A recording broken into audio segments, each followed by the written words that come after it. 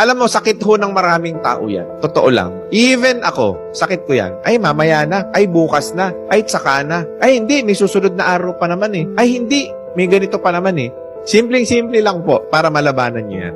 Ito po yung mindset ko. Paano kung yung gagawin mo ngayon, yung meeting mo mamaya, paano kung yung gagawin mo na meeting mo mamaya, yun pala yung pinaka-biggest break mo sa negosyo mo o sa buhay mo? Magpro-procrastinate ka ba?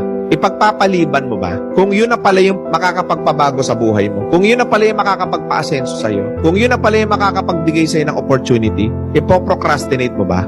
Malamang hindi. Tandaan nyo po, everyday is an opportunity.